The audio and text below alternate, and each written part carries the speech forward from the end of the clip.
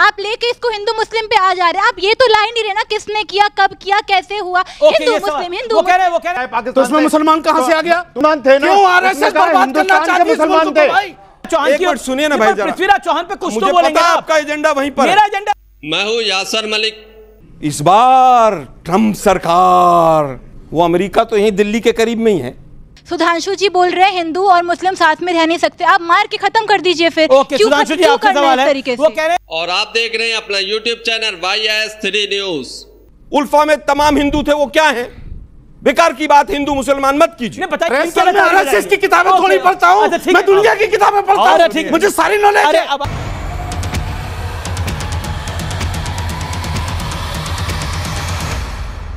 हिंदू मुस्लिम पर जनता के तीखे सवाल सुनते ही बीजेपी के प्रवक्ता सुधांशु त्रिवेदी को पसीना आ गया, उनकी हवा टाइट हो गई और फिर वो अमीश देगबन से बचने की इशारे करने लगे, लेकिन अमीश देगबन भी नहीं बचा पाए जनता के इन तीखे सवालों से।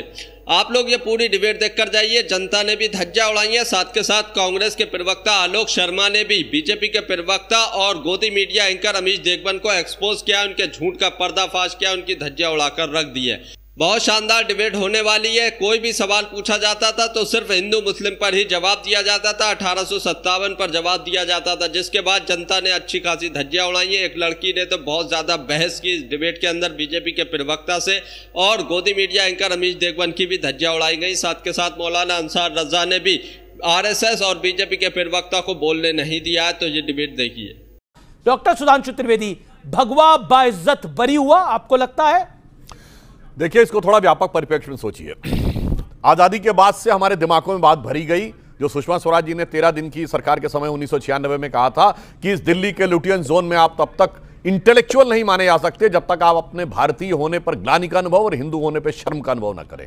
मगर जब हिंदुत्व का उभार दिखा 90 के दशक में और अटल जी की सरकार आने के बाद 2003-4 में भारत की इकोनॉमिक ग्रोथ की भी सक्सेस स्टोरी दिखने लगी, उसके बाद दुनिया में तमाम वो शक्तियां जैसे आज सक्रिय है ना, वो सब सक्रिय हो गई कि हिंदू धर्म की शक्ति जो कि भारत की मूल शक्ति है वो जागृत नहीं होनी चाहिए। और उसके बाद जो कांग्रेस की सरकार आई, इसमें किस प्रकार के अवांछित तत्व थे और किस ढंग से वो लोग जाने अनजाने में इन्फ्लुएंस हो रहे थे, वो सारी की सारी बातें अब बहुत स्पष्ट सामने आ रही हैं। आज आप देख लीजिए, ये लार्जर डिजाइन का हिस्सा है। उत्तर दक्षिण में लड़ाना है हिंदुओं को।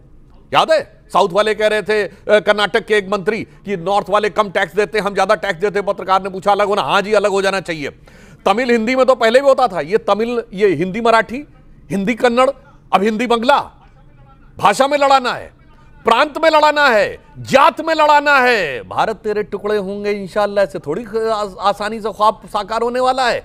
सब में लड़ाना है। और उसका सबसे मुख्य काल था भगवा को आरोपित करना। अब मैं आपसे कहना चाहता हूं, भारत के राष्ट्रीय ध्वज में 3 रंग हैं, भगवा है, व्हाइट है और ग्रीन है। हम सब ने अपने अपने स्कूल में क्या पढ़ा? हरा रंग हरियाली का प्रतीक है, सफेद रंग शांति का प्रतीक है और भगवा रंग त्याग का प्रतीक है। मैं एक पूरा कर लूं बस एक लाइन में। अब आप ये बताइए, हरा रंग हरियाली का प्रतीक है, इसका भारत से कोई लेना देना नहीं, पूरी दुनिया में हरियाली का प्रतीक है। सफेद रंग शांति का प्रतीक है, it is not India specific, पूरी दुनिया में इसका प्रतीक है। पर सिर्फ भगवा ही एक कलर ऐसा है भारत के राष्ट्रीय ध्वज में जो किसका प्रतीक है? त्याग और बलिदान का प्रतीक है। तो विशुद्ध भारतीयता का प्रतीक सिर्फ भगवा है। और इसलिए ये वो है जो यज्ञ की ज्वालाओं का प्रतीक है। ये वो है जो भगवान राम और भगवान कृष्ण के ध्वज पर था। ये वो है भगवान बुद्ध जिसको पहने हुए थे। ये वो है जो सम्राट चंद्रगुप्त मौर्य से लेके, सम्राट विक्रमादित्य से लेके, पृथ्वीराज चौहान से लेके और हर्षवर्धन से लेके, राजा राज चोल से लेके, विक्रमादित्य से लेके हमारे ललितादित्य मुक्तापीठ तक, महाराणा प्रताप तक सब भगवा था। और ये वो है जिसके लिए लास्ट में भगत सिंह जैसे लोग जब फांसी पे चढ़ते थे तो क्या कहते थे? जिस चोले को पहन शिवाजी खेले अपनी जान पे, जिसे पहन झांसी की रानी मिट गई अपनी आन पे, आज उसी को पहन के निकला हम मस्तों का टोला, माए रंग दे बसंती चोला। इसलिए इसको अपमानित करना। जो बसंती चोला था, जो बसंत का रंग था, जो भगवा था, जिसको पृथ्वीराज चौहान सनातन कह रहे हैं, जिसको सुशील कुमार शिंदे ने हिंदू आतंकवाद कहा, उस हिंदू आतंकवाद की थ्योरी को कांग्रेस ने गढ़ा, कांग्रेस की सरकार ने गढ़ा और आज वो थ्योरी औंधे मुंह आके गिर गई। क्या आपको लगता है कि हिंदू आतंकवादी है आलोक शर्मा जी? देखिए, मुझे लगता है आतंकवाद का कोई धर्म नहीं होता। और जिस होम सेक्रेटरी ने कहा कि हिंदू आतंकवाद है, वो इनके यहाँ 5 साल तक मंत्री रहे। रहे कि नहीं रहे पूरा देश जानता है जी। झंडे से बड़ा प्यार है आज इनको, तिरंगे से बड़ी बड़ी बातें बनाई जा रही। 52 साल तक आरएसएस ने अपने यहाँ झंडा नहीं फहराया। 3 रंग नहीं होने चाहिए, इसमें 2 ही रंग होने चाहिए। ये आरएसएस की उस समय की विचारधारा थी, लेकिन आज का विषय वो नहीं, क्योंकि ये तो डेविएट करेंगे विषय को, इधर से उधर ले जाएंगे। आज बीजेपी को, एनआईए को और अमित शाह को, तीनों को देश से माफ़ी मांगनी चाहिए। माफ़ी इसलिए मांगनी चाहिए कि अगर वो गुनहगार नहीं थे तो 11 साल आपको क्यों लगे आपकी सरकार को आए हुए, और अगर वो गुनहगार थे तो सबूत क्यों नहीं दिए गए। आज सुप्रीम कोर्ट के 3 सेंटेंस हैं, ठोस सबूतों के अभाव में बरी किया जाता है एनआईए को। Evidence is riddled with inconsistencies. Inconsistency है, कभी कोई एविडेंस दिया गया, कभी हट गया, कभी नहीं आया। Prosecution has not gathered enough evidences, not gathered कि एनआईए ने, जांच एजेंसी ने इकट्ठे नहीं किए सबूत। अब ये सारी डिबेट को लाना चाहते हैं हिंदू मुसलमान पे। दुर्भाग्य यह है कि 6 लोग मरे और 100 से ज्यादा घायल हुए। उनका गुनहगार कौन था ये कोई नहीं बताएगा। ये पूरी की पूरी जो कहानी है, 2008 में ब्लास्ट होता है, 9 में एटीएस चार्जशीट फाइल करती है, 9 में ही विशेष अदालत उसको मकोका से मुक्त करती है, लेकिन 2010 में हाईकोर्ट मकोका वापस लगाता है। क्या वो हाईकोर्ट भी कांग्रेस चला रही थी? ठीक है, एक मिनट रुकिए ना भाई, रुकिए। आप इतना जल्दी क्यों भाग रहे हैं? आप 1.5 मिनट हुआ, रुकिए ना आप जरा। नहीं रुकिए आप जरा, रुकिए शांति से। 2016 में चार्जशीट फाइल होती है, यही एनआईए फाइल करती है। 2 पब्लिक प्रोसिक्यूटर होते हैं, अविनाश रसल और सान्याल। आप लोगों को सबको नाम भी याद नहीं होंगे। अब उनके ऊपर दबाव बनाया जाता है और उनको बिना बताए चार्जशीट फाइल की जाती है। 2014 में मोदी जी की सरकार आ गई थी। तो आज आप भी सुनिए भाई, आप उसी थ्योरी में 2 मिनट हो गए, मैं इसलिए बोल रहा हूं, मैं आज भी सवाल पूछ रहा हूं, 20 सेकंड में इसका जवाब दीजिए। आज आप उस थ्योरी के साथ खड़े हैं कि आज भी हिंदू आतंकवाद है, भगवा टेररिज्म है, आप उस थ्योरी के साथ हैं? पहला सेंटेंस बोला अमीश जी, शायद आपने सुना नहीं जी। मैं आपसे अब पूछ रहा हूं। कल स्पेशल कोर्ट ने भी बोला कि टेररिज्म का कोई किसी भी रूप में धर्म नहीं होता। तो कांग्रेस ने तब क्यों बोला था? कांग्रेस ने नहीं बोला था, एक व्यक्ति ने बोला। सुनिए ना भाई, सुनिए तो सही। अरे सुनिए ना, चिदम्बरम ने क्या, जनरल सेक्रेटरी थे पार्टी के, चिदम्बरम पार्टी ने बोला, गृह मंत्री ने बोला, वित्त मंत्री ने बोला। यार आप यही तो प्रॉब्लम है ना, फिर मैं कुछ और कहूंगा फिर आपको अच्छा नहीं लगेगा। बोलिए। इतना गंभीर विषय है, आप उसको हिंदू मुसलमान पे ले जाना चाहते हैं। मैं तो चिदम्बरम और शिंदे पे। अरे भाई, चिदम्बरम ने अगर हिंदू आतंकवाद शब्द कहा हो तो मैं डिबेट छोड़ के चला जाऊंगा। अगर किसी भी रूप में उसने हिंदू आतंकवाद कहा हो चिदम्बरम ने, मैं भी डिबेट छोड़ के चला जाऊंगा। शिंदे ने बोला हो तो अभी आपने चिदम्बरम का नाम लिया, होम मिनिस्टर थे। अभी मैं बताता, अरे मैं उत्तर तो देने दे भाई, शिंदे का बोलिए शिंदे का भी उत्तर देने दे। आपको 2.5 मिनट। चिदम्बरम ने कहा कट्टरपंथी किसी भी धर्म का हो सकता है। अब गोडसे हिंदू नहीं था क्या? स्वतंत्र भारत का पहला आतंकवादी था कि नहीं गोडसे? ध्रुव सक्सेना क्या है? ये नक्सली क्या है? उल्फा में तमाम हिंदू थे, वो क्या है?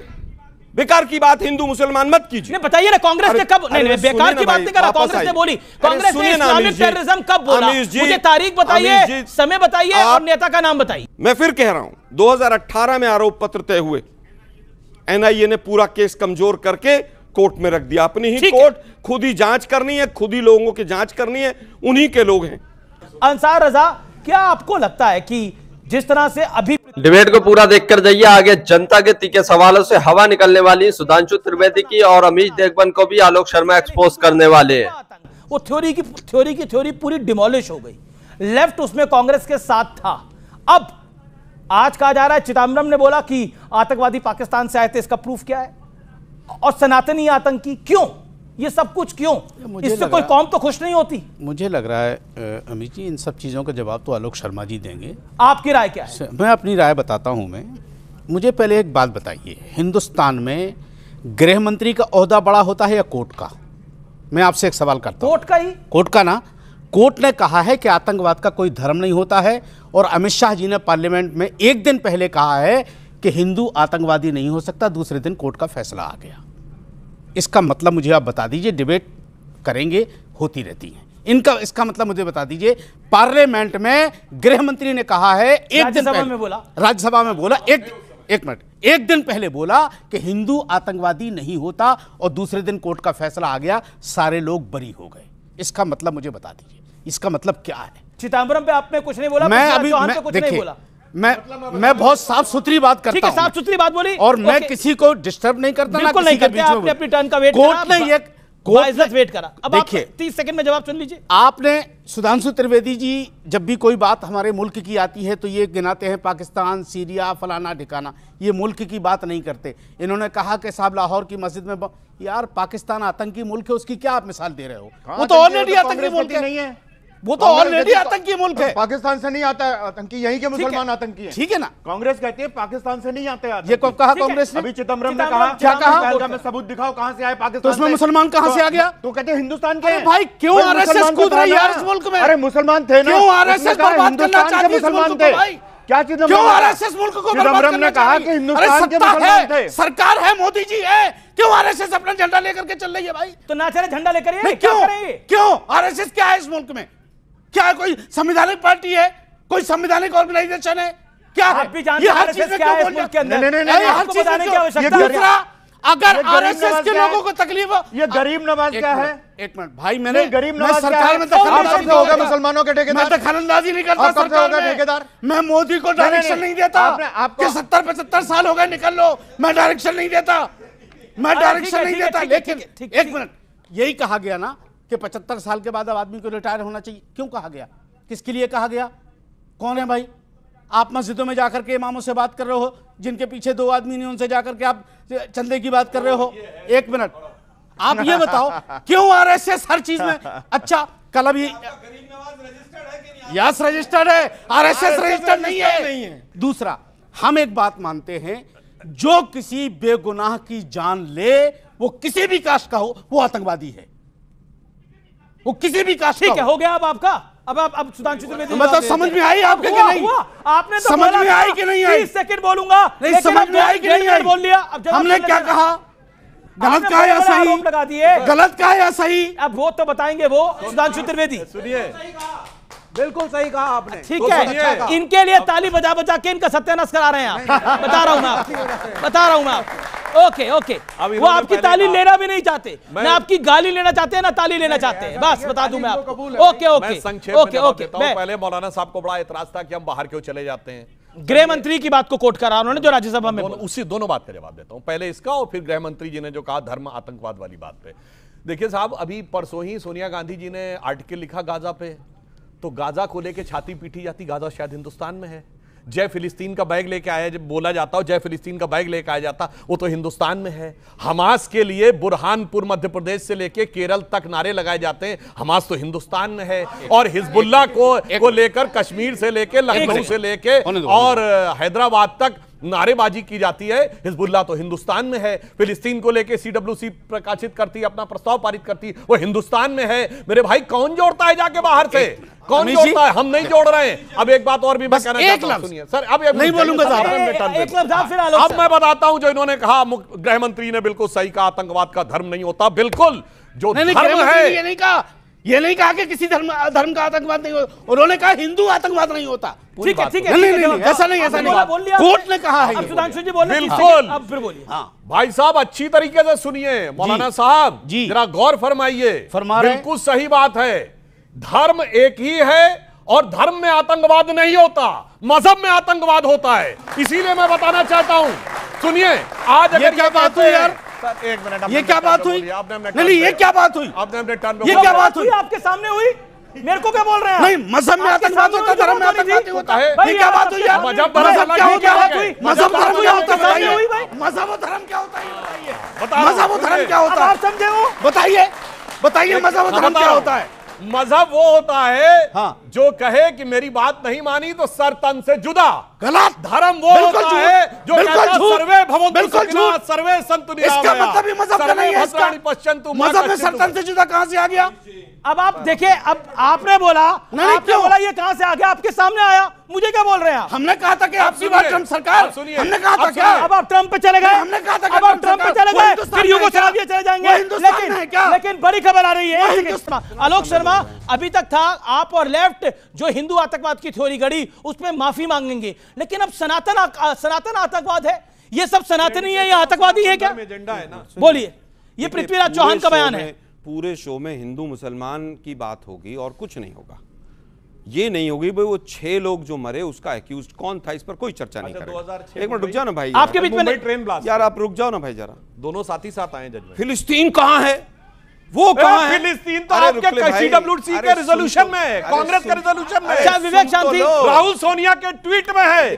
भाइयों बहनों मित्रों, इस बार ट्रंप सरकार, वो अमेरिका तो यहीं दिल्ली के करीब में ही है, तो अमेरिका में नहीं मतलब अमेरिका में किसकी सरकार बनेगी वो तो यहां तय करेंगे हम, और हम फिलिस्तीन की बात भी नहीं कर सकते। यहां तय किया था, ये क्या बोल रहे हैं भैया? अहमदाबाद में नारे कौन लगवा रहा था? ह्यूस्टन में हुआ था। अहमदाबाद में नारे कौन लगवा रहा था?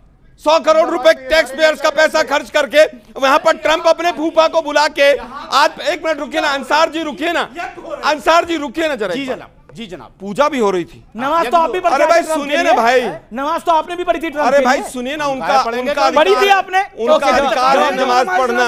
अंसार रजा एक शांति, उनका अधिकार है नमाज पढ़े पढ़े। बात यह है कि आज का जो विषय है वो ये है कि न्याय की नृशंस हत्या हुई है। NIA ने कोई सबूत नहीं रखा, असली विषय ये है, लेकिन उसको पूरा डाइवर्ट करेंगे। पृथ्वीराज चौहान एक मिनट सुनिए ना भाई जरा। पृथ्वीराज चौहान पे कुछ तो बोलेंगे। आपका एजेंडा वहीं पर, मेरा एजेंडा नहीं, आपके नेता ने बोला।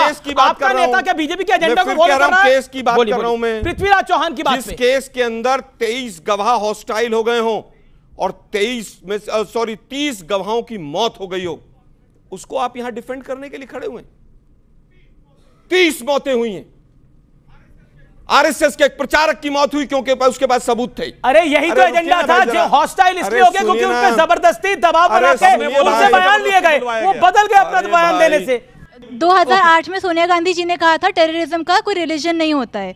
सेम चीज 2000 शायद से सुनील कुमार शिंदे जी ने 2013 में बोली है। हाँ, भगवा आतंकवाद का नाम ले लिया गया है। सुधांशु जी बोल रहे हैं हिंदू और मुस्लिम साथ में रह नहीं सकते, आप मार के खत्म कर दीजिए फिर। सुधांशु जी आपका सवाल है, वो कह रहे हैं कि कांग्रेस ने तो सकते हैं तो मार के खत्म कर, कह रहे हैं कि अगर हिंदू मुसलमान साथ ही नहीं रह सकते। सुना नहीं मैंने क्या बोला? वो कह रहे मार के खत्म करिए। आप यहाँ जैसे ध्यान आपका यहीं था, कहीं और था। हाँ, मैं यहीं पर हूँ। जो मैंने बोला दिसंबर 1887 में सर सैयद नहीं, अगर मार्च 1888 में सर सैयद मैंने बोला, बेटा ध्यान दो, बोला क्या गया? आसिम मुनीर। तो मैंने इनसे कहा कि जो फैक्ट है उसमें बात करिए भाई, आप दोष दूसरों को दे रहे हैं।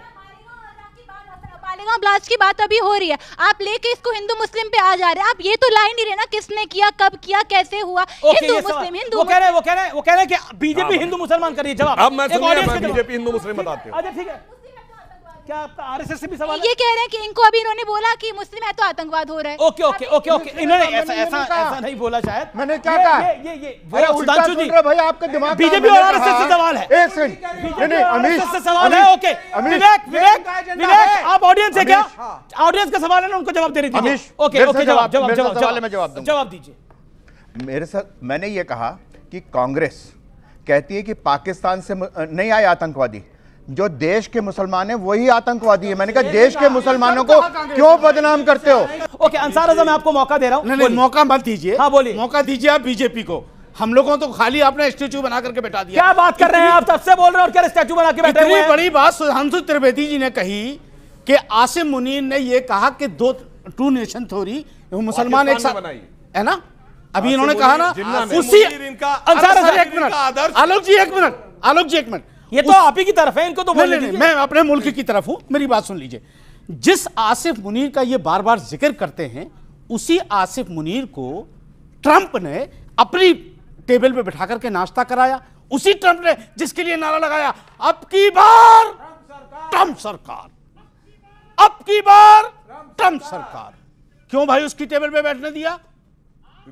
आप पूरे दुनिया के पॉपुलर लीडर हैं, वो कैसे जाकर के बैठ गए ट्रंप की? अच्छा ये बताइए एक बात। नहीं एक मिनट, सुधांशु त्रिवेदी, क्यों बैठ गया? की बात हो ही गई है। उस आतंकवादी की हिम्मत कैसे हुई? अच्छा ठीक है, उस आतंकवादी की हिम्मत कैसे हुई? अब शांति रखें, आपने बोल दिया अवस्थी जी। तो जवाब तो दो भाई। 10 सेकंड जवाब दे रहा हूं ना आपको। RSS से नहीं चाहिए जवाब, बीजेपी से चाहिए। ठीक है, नहीं तो नवाज फाउंडेशन से भी नहीं चाहिए।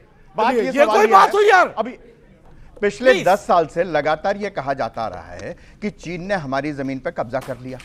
तो जिसने MOU किया था सबसे पहले उसको करना चाहिए। वो वहां पे टेबल पे बैठ के साइन कर रहा था, जो कह रहा है कि भारत की जमीन पर चीन ने कब्जा कर लिया और आज तक मालूम नहीं हुआ है क्या? अच्छा ठीक है सुधांशु जी, क्योंकि डोनाल्ड ट्रंप की बात हो रही है, अंसार रजा ने भी आप ही से सवाल पूछा, इसलिए आपके पास आ रहा हूं।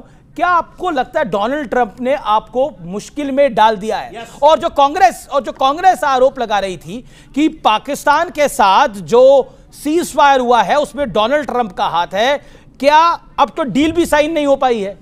तो या तो वो सही था या तो ये सही है। मुझे इस समय दुनिया का एक कॉन्फ्लिक्ट, आप लोगों ने ये डिबेट देखी, आप लोग इस डिबेट के बारे में क्या कहते हैं, अपनी राय जरूर दीजिए। और जो जनता ने सवाल पूछे उसका जवाब क्या दिया बीजेपी के प्रवक्ता ने, आप इस पर कमेंट करके जाइए। और आलोक शर्मा ने जो धज्जियां उड़ाई उसके बारे में भी जरूर बताइए। भाई भारत पाकिस्तान के बीच में भी और पूरी बात ठीक है, सुनिए सरकार जब पता है कि वो झूठा है, तो जब पता है कि वो झूठा है, देखिए अंसार बाबू, अंसार रजा,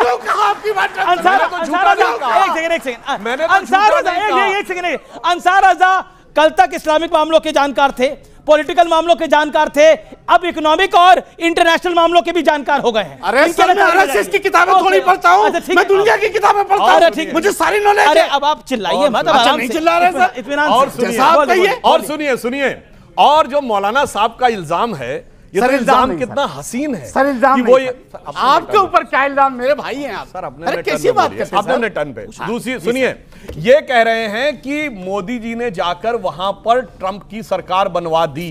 नहीं, मैंने ये नहीं कहा, तो ना मैंने ये शांति रखिए। अब आप नहीं, गलत है, कैसे जा सकता पानी पीजिए, आवाज भी नहीं निकल रही है। उनके लिए प्रचार किया, उनको लगा कि मोदी जी बोलेंगे तो अच्छा रहेगा। अरे सुन तो लीजिए महाराज, 10 सेकंड पानी पीजिए आराम से बैठकर। आज ये कह रहे हैं कि हम अमेरिका में सरकार बनवा सकते हैं, इतनी ताकत किसी की रही है अगर इनका इल्जाम सही माना जाए। और पूछ कौन रहा है? वो राहुल गांधी जिन्होंने 6 मार्च 2023 को लंदन में खड़े होकर कहा, why the defenders of democracy America and Europe are silent. America और यूरोप भारत पे हस्तक्षेप क्यों नहीं कर रहे? माई बाप उनको मानते हुए भारत पे हस्तक्षेप करने की बात करने वाले लोग आज ये कह रहे हैं, कोर्ट के साथ बोला 6 मार्च 2023 को राहुल गांधी ने जाके कहा। और आतंकवाद की बात करते हैं, आतंकवाद में 15 जुलाई 2011 को राहुल गांधी ने कहा आतंकवाद को पूर्णतः समाप्त करना संभव ही नहीं है। तो दोस्तों, आप लोगों ने पूरी डिबेट देखी, आप लोग इस डिबेट के बारे में क्या कहते हैं, अपनी राय इस पर जरूर देकर जाइए। आप लोगों ने देखा होगा कि एक लड़की ने कितना शानदार तरीके से जो है सवाल पूछा। उसने कहा कि सोनिया गांधी का ये स्टेटमेंट है कि आतंकवाद का कोई धर्म नहीं होता, और उसके बावजूद भी हिंदू मुस्लिम की राजनीति की जा रही है, और आतंकवाद का वाकई में कोई धर्म नहीं होता। आप लोग भी कमेंट करके ज़रूर जाइए कि आतंकवाद का कोई धर्म होता है या आतंकवाद का कोई धर्म नहीं होता, इसके बारे में ज़रूर बता कर जाइए। और साथ के साथ आप लोग ये भी बता कर जाइए, इस डिबेट के अंदर आलोक शर्मा ने अच्छा बोला या बीजेपी के प्रवक्ता सुधांशु त्रिवेदी ने अच्छा बोला, इन दोनों में बेस्ट प्रवक्ता कौन था आज की डिबेट का, उसके बारे में भी कमेंट करके ज़रूर जाइए। आप लोगों ने देखा होगा गोदी मीडिया एंकर अमीश देगवान किस तरीके से सवाल कांग्रेस के प्रवक्ता से पूछ रहा था और बीजेपी के प्रवक्ता से किस तरीके के सवाल पूछे जा रहे थे। इससे साफ पता चलता है कि चाटुकार कौन है। और उसके बाद आलोक शर्मा ने गोदी एंकर अमीश देगवान को कैसे एक्सपोज किया, कैसे धज्जियां उड़ाई, उसकी बकिया उधेड़ कर रख दी। आप लोग इस डिबेट के बारे में और इसके बारे में ज़रूर बता कर जाइए। अगर आप भी गोदी मीडिया का विरोध करते हैं तो हमारे चैनल YS3 न्यूज़ को अभी सब्सक्राइब कीजिए। वीडियो अच्छी लगी हो तो इसको एक बार लाइक ज़रूर करके जाइए। और अक्सर गोदी मीडिया चैनलों पर यही डिबेटें चलती हैं, किस तरीके से भारत के अंदर हिंदू मुसलमान की डिबेट की जाए और माहौल को भड़काया जाए जिससे बीजेपी को पूरा फायदा मिले, यही डिबेटें चलती हैं। बेरोजगारी, शिक्षा, महंगाई और जो टीचरों पर अत्याचार हो रहे हैं, जो पेपर लीक हो रहे हैं, जो टीचरों को मारा जा रहा है, इस तरीके के मुद्दे इनके नज़र में आते ही नहीं है, इनके यानी गोदी मीडिया चैनलों की नज़र में आते ही नहीं है। इस पर डिबेट ही नहीं होती है। ऐसा लगता है कि भारत के अंदर सब कुछ सही है, सिर्फ हिंदू मुसलमान का जो है मुद्दा उठाकर लाते हैं और डिबेट करते हैं। अपनी TRP के चक्कर में देश के अंदर बहुत बुरा माहौल बना रखा है इन्होंने। आप लोग इसके बारे में क्या कहते हैं, इस पर भी ज़रूर बता कर जाइए।